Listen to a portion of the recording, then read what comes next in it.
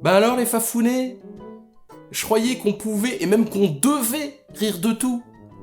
Ils sont où les défenseurs de l'humour, de l'irrévérence, de l'impertinence gauloise, de la liberté d'expression totale, Coluche, des proches, tout ça? On peut plus rien dire, hein. Terry Trash. Salut! Vendredi 8 octobre, dans une story Instagram, l'humoriste Gaëtan Matisse a posté une blague qui a eu pour lui, son entourage et les gens qui travaillent avec lui des conséquences sérieuses, voire graves. Attention, contenu faisant référence à un attentat terroriste.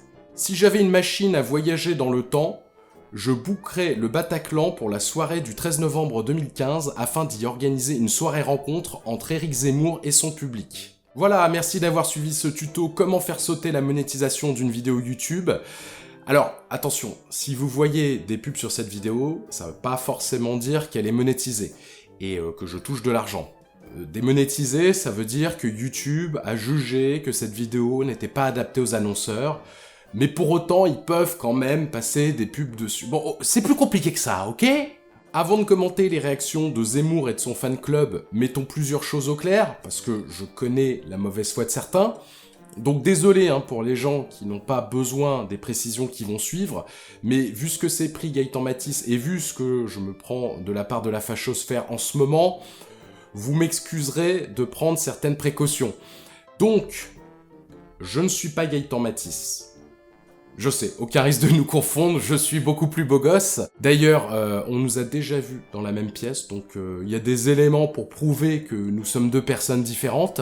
Donc, ceci n'est pas ma blague, je ne défends pas cette blague, et ce n'est pas parce que je trouve que les réactions à cette blague attestent de la situation assez grave dans laquelle on est, que je suis fan de cette blague. Vous savez, parfois il y a des blagues, on se dit « Ah, excellent, cette blague, j'aurais aimé la faire avant lui ». Et ben celle-là, non, ça va. Et ça vaut aussi pour les autres propos de Gaëtan Matisse, en particulier quand je ne sais ni quand, ni dans quel cadre il les a tenus. Parce que je le rappelle à nouveau, nous ne sommes pas la même personne. Je le reprécise, parce que je sais que les fausses informations circulent assez vite dans la fachosphère. Oh si, bon, ça arrive de temps en temps. Donc, pas la peine de venir dans les commentaires avec des propos de Gaëtan Matisse de 1998 pour me dire « Donc, tu cautionnes quand il dit ?» Non, je m'en cogne. C'est pas le sujet de cette vidéo. Et si vous insistez, vous risquez un bannissement définitif des commentaires. C'est pas de la censure. C'est de la pure réciprocité. Tu fais comme si les 2 premières minutes de ma vidéo n'existaient pas, et ben moi je fais pareil. Je fais comme si toi tu n'existais pas.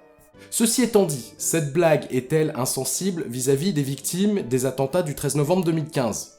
Certainement. Mais pénaliser ça ouvre des portes en matière de censure que je préfère laisser fermer.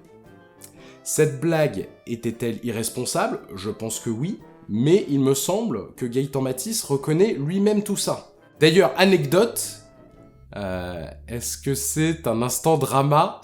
Est-ce que je dois remettre le compteur à 0 ? Ce n'est pas la première fois que je suis en désaccord avec Gaëtan Matisse en matière d'humour.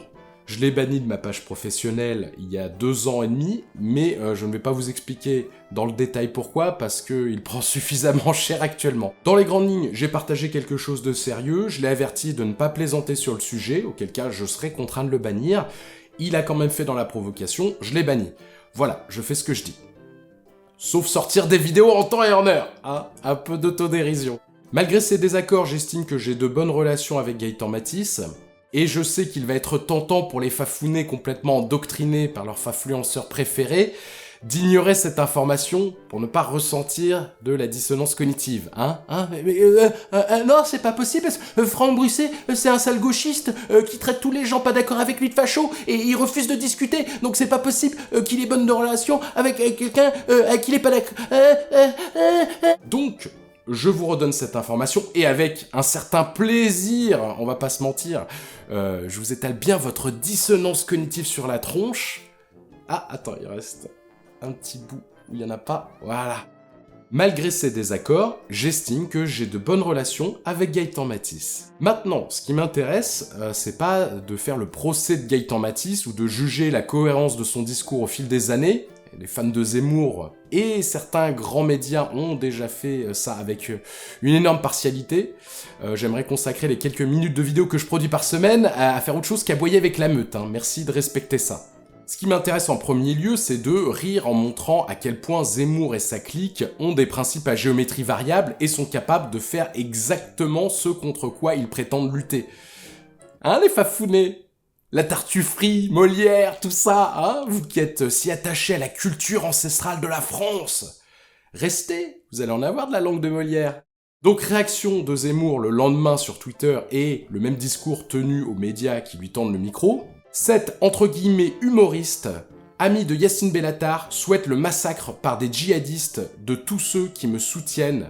De quel côté est la violence? Et je précise tout de suite que cette réaction publique de Zemmour, c'est que la partie émergée de l'iceberg, et qu'il y a eu des conséquences graves pour Gaëtan Matisse, son entourage et les gens qui travaillent avec lui. Bon, le humoriste entre guillemets, je passe rapidement dessus, hein, un classique chez la fachosphère, évidemment, on ne reconnaît jamais la qualité professionnelle de ses adversaires, les humoristes qui ne sont pas d'extrême droite n'en sont pas, les journalistes de gauche sont juste des militants, et un scientifique dont l'expertise contredit les pétitions de principe d'Éric Zemmour est forcément un idéologue qui fait de la pseudo-science. Ensuite, ami de Yacine Bellatar. Bah alors, je croyais que c'était pas bien la culpabilité ou le déshonneur par association. Tout ça parce que Gaëtan Matisse a déjà fait des chroniques chez Yacine Bellatar. C'est marrant parce que moi, quand dans une vidéo que je vous remets en haut à droite, je montre que des gens s'affichent avec des fascistes assumés en disant que c'est leurs potes et qu'ils les trouvent trop marrants, et on parle de la même bande, hein. Alors dans ce cas, moi je fais de la culpabilité par association. Alors expliquez-moi la différence, hein. Allez-y. Éblouissez-moi de la brillance de vos commentaires. Et alors, ce qui est pratique en plus avec Bellatar Matisse, c'est que ça marche dans les deux sens. Parce que les fachos répètent en boucle depuis des lustres que Bellatar est islamiste, et Gaëtan Matisse a fait une blague en rapport avec un attentat islamiste. Et ça tourne sur soi-même en boucle, sans le début d'un fait. C'est dommage qu'on puisse pas brancher une dynamo dessus, hein, parce qu'avec leur capacité à faire tourner un truc à partir de rien, ça résoudrait tout problème énergétique. Et ça ne les empêche pas pour autant d'attaquer Gaëtan Matisse en ressortant des vidéos où il s'en prend aux extrémistes religieux, en espérant le mettre aussi dans la sauce vis-à-vis des islamistes. Parce qu'on a affaire à des gens totalement immunisés à la cohérence, hein. Dans leur tête, c'est le multivers Marvel. Ou d'ici, voilà, selon votre obédience, moi je défends la laïcité du comic book. Il souhaite le massacre par des djihadistes de tous ceux qui me soutiennent. De quel côté est la violence? Par contre, quand Zemmour colle le canon d'une arme de guerre contre le cou d'un journaliste, là c'est pas de la violence, c'est de l'humour. Et 4 mois plus tôt, il défendait en invoquant le 2e degré, le 3e degré, deux types qui expliquaient, démonstration à l'appui, comment tuer des musulmans et des gauchistes, et comment, techniquement, se procurer les armes pour passer à l'acte. Voilà, là, c'était de l'humour, hein, le multivers, tout ça. Et si vous ne savez pas de quoi je parle, vraiment, n'hésitez pas à aller regarder la vidéo en haut à droite, encore une fois.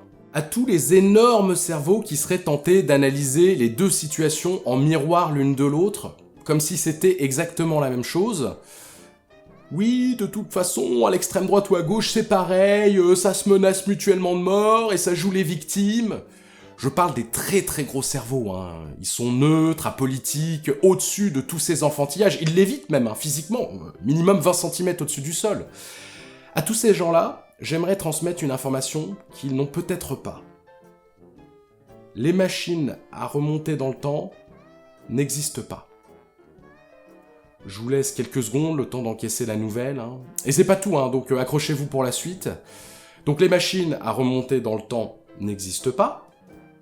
Information plutôt fiable, hein, mais comme d'habitude, évidemment, hein, ne me croyez pas sur parole, n'hésitez pas à les fact-checker. Les machines à remonter dans le temps n'existent pas, en revanche, les armes à feu existent. Vraiment, les gros cerveaux, si ça va trop vite pour vous, n'hésitez pas à mettre la vidéo en pause un instant, hein. Non seulement les armes à feu existent, notamment et précisément celles recommandées par les deux fafluenceurs dans leurs vidéos, mais en plus les conseils qu'ils prodiguent pour s'en procurer, en vue de tuer du musulman et du gauchiste, sont applicables. Ça va ? Vous saisissez la différence subtile entre « j'aimerais bien que le karma existe » et voilà précisément comment vous armer pour exterminer des populations entières parce que la guerre civile arrive ? Mais si encore tout ça restait uniquement dans la tête de Zemmour et ses endoctrinés, la situation serait beaucoup plus claire. Mais là, après avoir laissé Zemmour défendre Papacito sans réelle contradiction, la plupart des grands médias se font carrément auxiliaires de Zemmour et ont participé à une vaste campagne contre Gaëtan Matisse en relayant le même discours. Et on fait encore une fois totalement abstraction des faits. Vous vous souvenez ce que c'est les faits ? Avant le storytelling, les paniques morales... Je sais que dans les grands médias, ça fait longtemps que les faits n'ont plus le premier rôle, mais à une époque, figurez-vous qu'on attendait des journalistes qu'ils centrent leur travail sur les faits. Je sais, incroyable. N'hésitez pas à ressortir cette anecdote pour épater vos proches. Les fans de Zemmour ont aussi carrément lancé un site pour porter plainte contre lui collectivement. Bref, monter une sorte de dossier à charge ultra superficiel d'ennemi public numéro 1 en inondant les réseaux sociaux de leurs messages. Ce qui fait que les discours contradictoires et même la version des gens mis en cause ont été totalement noyés sous la masse de messages des fans de Zemmour. Ça peut s'apparenter à de l'astroturfing ou contrefaçon de mouvements d'opinion, à savoir donner l'impression qu'il y a une vraie colère populaire qui gronde contre Gaëtan Matisse, alors que la majorité de la population s'en cogne royalement. À votre avis, est-ce qu'il y en a parmi eux qui sont à la fois suffisamment riches et idiots pour se constituer partie civile et payer un avocat pour plaider que c'est une provocation au crime adressée à tous les possesseurs de machines à remonter le temps ? Et ça ne s'arrête pas là, puisqu'il a été doxé, c'est-à-dire qu'ils ont balancé son adresse personnelle publiquement sur internet, histoire de rendre les menaces encore plus sérieuses, qu'une vitrine du Point Virgule où il jouait son spectacle a été brisée pour arracher son affiche, et que jusqu'aux caissières ont été menacées, ce qui fait que le Point Virgule s'est senti contraint d'annuler définitivement ses représentations pour des raisons de sécurité. Bah alors ? La lutte contre la cancel culture ? Je suis Charlie, Samuel Paty, tout ça ? Bref, la fachosphère. Des individus qui instrumentalisent la mémoire des victimes du 13 novembre 2015 pour leurs discours racistes et xénophobes, et en même temps, qui harcèlent les survivants de ces attentats qui refusent cette instrumentalisation. Le multivers. Et j'en viens au traitement médiatique qui est fait de cet événement, où on présente Zemmour et ses fans comme de pauvres victimes du grand méchant Dr Matisse et sa machine à remonter dans le temps. Alors, il y a évidemment Touche pas à mon poste, dont on n'attend rien, mais où Gaëtan Matisse est allé s'exprimer, sans doute poussé par le désespoir, je ne vois pas d'autre explication. Il a exposé tout ce que je vous ai dit, il a bien insisté sur les menaces sur sa vie, le harcèlement du personnel, du Point Virgule, et en gros, ce que Hanouna lui a répondu, c'est « Gaëtan, chérie, moi je t'adore. Mais ce qu'on aimerait entendre, c'est que tu reconnais que t'es une grosse merde et que c'est pas sympa de faire pleurer les fachos. Voilà, tu dis juste ça, puis on n'en parle plus. » Mais ce qui est beaucoup plus inquiétant, c'est les choix éditoriaux de certains journalistes que je qualifierais de suicidaires. De façon générale, les rédactions des médias de masse se jettent sur la moindre miette que Zemmour leur donne pour lui offrir une couverture médiatique, mais là, en plus, la plupart reprenaient directement le narratif de l'extrême droite. Ces gens-là vous donnez vraiment l'impression que vous souhaitez l'élection d'Éric Zemmour. Mais comme on dit, attention à ce que vous souhaitez, car ça pourrait se réaliser. L'extrême droite, c'est pas tellement la mouvance politique qui s'est illustrée dans l'histoire pour sa défense de la liberté de la presse. Et si vous en doutez, regardez comment Sonia Mabrouk a été traitée encore récemment, parce que face à Zemmour, elle a osé exceptionnellement faire le service minimum du journalisme. Elle est devenue immédiatement la femme à abattre. Voyez également comment Mathieu Mollard, rédacteur en chef de Street Press, a été ciblé par une vaste campagne de cyberharcèlement après avoir parlé des soutiens armés d'Éric Zemmour sur BFM TV. J'aimerais bien que les humoristes s'efforcent d'être un peu plus responsables. Mais c'est vrai que ça aiderait si un peu moins de journalistes et d'éditorialistes n'étaient pas eux-mêmes des guignols. Sérieusement, faites une pause. Essayez de ne pas donner la parole à Éric Zemmour pendant 24 heures. Juste pour voir. Mon hypothèse, c'est que c'est humainement faisable et que le monde va pas s'arrêter de tourner pour autant. Je vous remercie d'avoir suivi cette vidéo. Pour soutenir mon travail, vous avez un lien dans la description et en fin de vidéo. Si vous ne pouvez pas, les abonnements, les pouces en l'air, les partages m'aident également. Et je vous donne rendez-vous mardi 18h. C'est la meilleure vanne à chaque fois. Gros succès de cette vanne, mardi 18h.